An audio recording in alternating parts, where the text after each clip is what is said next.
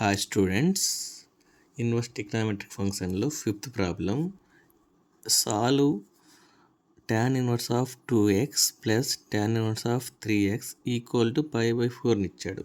So ఇక్కడ ఏంటంటే మనకు ఎక్స్ టర్మ్స్ ఇచ్చేసాడు, అంటే మనం ఎక్స్ వాల్యూ ఫైండ్ అవుట్ చేస్తే సరిపోతుంది. మనం దీన్ని సాల్వ్ చేయమన్నాడు కానీ ప్రూవ్ చేయమని చెప్పలేదు. అంటే మనం ఎక్స్ వాల్యూ ఫైండ్ అవుట్ చేయాలి. ఆ ఎక్స్ వాల్యూ కూడా మనకు పాజిటివ్ వాల్యూ ఉండే విధంగా మనం చూసుకోవాలన్నమాట. ఓకేనా? సో దీన్ని మనం అయితే సాల్వ్ చేస్తాం. So let A equal to మనకి ఇచ్చింది ఏంటి, tan ఇన్వర్స్ ఆఫ్ 2x ఇచ్చాడు. సో దీన్ని ఎలా రాసుకోవాలి, then tan a equal to 2x. Next b ఏమి ఇచ్చాడు, tan inverse of 3x. So దీన్ని ఎలా రాసుకోవచ్చు,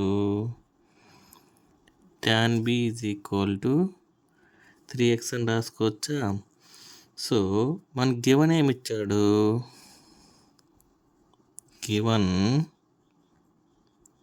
tan inverse of 2x plus tan inverse of 3x that is equal to ఇదేంటిది π/4 కదా.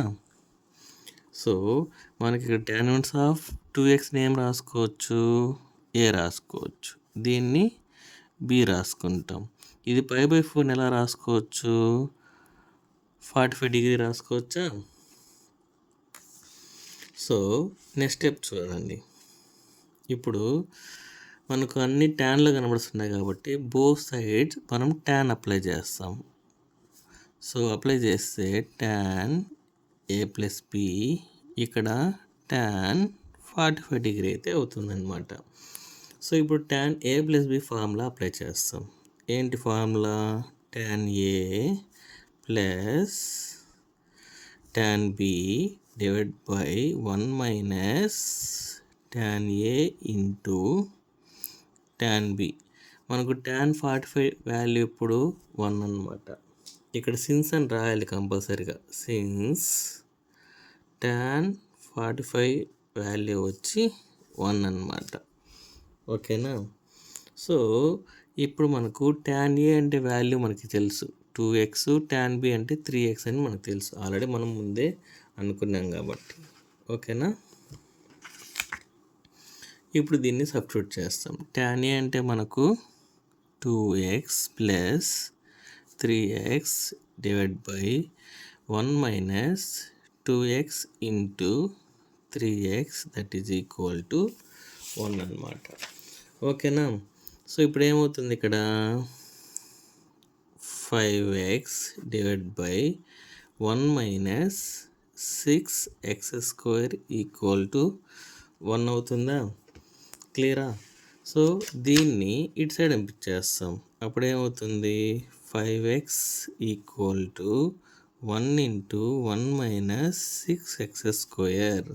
సో దీన్ని మల్టిప్లై చేస్తే 5x is equal to 1 into 1 1 1 into minus same వాల్యూవే మనకు వస్తుంది.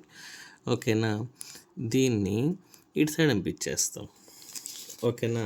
అప్పుడు ప్లస్ ఉండేది ఏమవుతుంది, మైనస్ ఉండేది ప్లస్ అవుతుంది. అప్పుడు 6x², ఇది ఆల్రెడీ ప్లస్లో ఉంది కాబట్టి 5x, ఈ 1 ఇటు సైడ్ పంపించేస్తే -1 ఈజ్ ఈక్వల్ టు 0.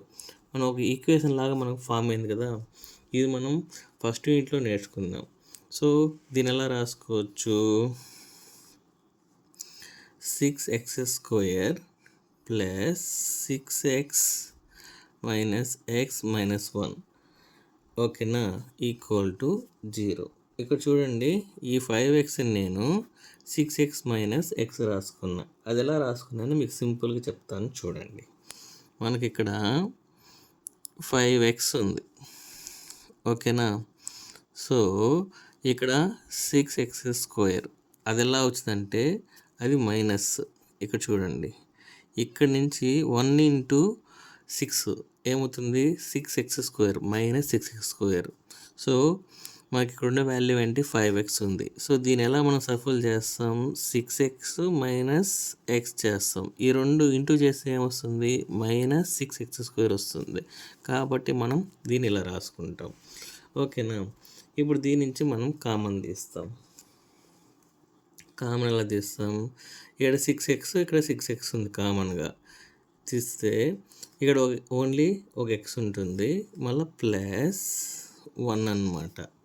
మళ్ళీ దీని నుంచి -1 కామన్ తీస్తే ఎక్స్ ప్లస్ 1, ఎందుకంటే మైనస్ ఇంటూ మైనస్ ప్లస్ అవుతుంది. దీని ఇంటూ చేయండి, -x -1 వస్తుంది ఈక్వల్ టు 0.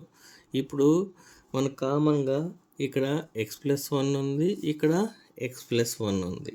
సో దాన్ని కామన్ తీస్తాం. So x+1 into 6 equal to 0. అప్పుడు ఏమొస్తుంది, therefore x+1 equal to 0. Next వచ్చి 6x - 1 equal to 0. So x is equal to -1 ఒక వాల్యూ వస్తుంది. నెక్స్ట్ వచ్చి ఇక్కడ ఏమొస్తుంది, 6x is equal to 1, x is equal to 1/6 value వస్తుంది అన్నమాట. నేను మీకు ఎప్పుడు చెప్పాను, స్టార్టింగ్లో పాజిటివ్ వాల్యూవే ఉండాలని చెప్పాము. ఓకేనా. But x is equal to -1